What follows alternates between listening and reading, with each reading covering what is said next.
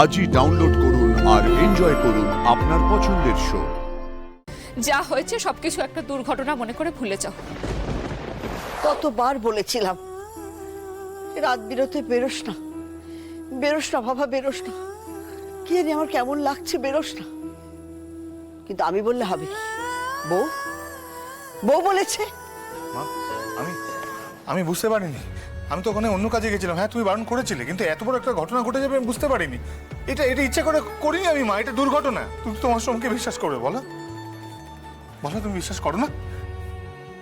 আমি এই কাজ করিনি মা, আমি সত্যি বলছি।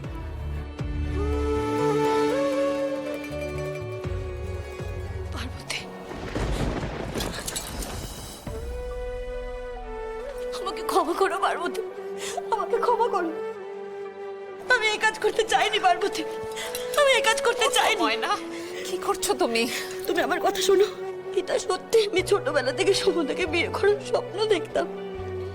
তবে বিশ্বাস করো, তোমাদের বিয়ে হয়ে যাওয়ার পর থেকে আমি সেই স্বপ্ন মাথা থেকে মুছে ফেলেছি। আজ যেটা ঘটেছে তাতে আমার কোনো হাত নেই পার্বতী। এটা না হলে ওরা সমুদ্রকে মেরে ফেলতো। মরে গেলি না তুই? কেন মরে গেলি না? তোকে তো ফাঁস দিয়েছিলি, মরে যেতে পারতে। আজ বাবা হয়ে আমি তোর মৃত্যু কামনা করছি। তবে এই দিনটা আজ আমায় দেখতে হতো না। বাবা তুমি বিশ্বাস করো বাবা, আমি কিচ্ছু করিনি বাবা, আমি কিচ্ছু করিনি। কিছু করিসনি না? কিন্তু আমি করব। ওর এতদিন যা করা উচিত ছিল আজ আমি তাই করব। তুমি এত বড় মেয়ের গায়ে হাত দেবে? পারবে তুমি? আর কি করেছো? কোন অপরাধে তুমি ওকে চড় মারো? বলতে পারো? এটাই অপরাধ যে যে একটা মানুষের প্রাণ বাঁচিয়েছে? তুই কি ধাতু দিয়ে গড়া রেশম? আজ যে মেয়েটার জন্য তোকে এই দিন দেখতে হলো, তুই তাকে বাঁচাচ্ছিস। সোম ঠিকই বলছে সুবুদ্ধি কাকা। সোম আর ময়না দুজনেই একটা পরিস্থিতির শিকার।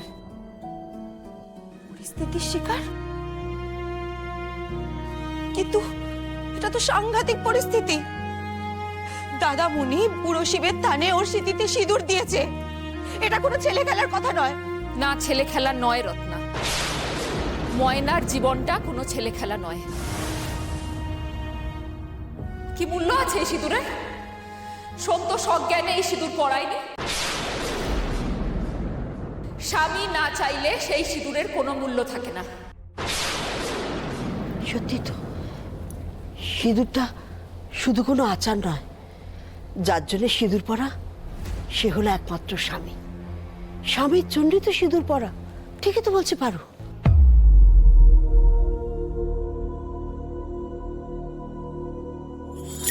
তোমার কিচ্ছু হয়নি ময়না।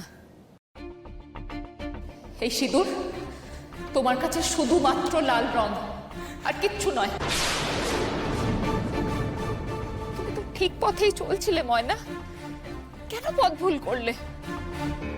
দেখো, সবাই জীবনে উপার্জন করার, নিজের পায়ে দাঁড়ানোর সুযোগ পায় না ময়না। তুমি যখন সেই সুযোগ পেয়েছো, সেই সুযোগ হারিও না। নিজের পায়ে দাঁড়াও। যা হয়েছে সবকিছু একটা দুর্ঘটনা মনে করে ভুলে যাও।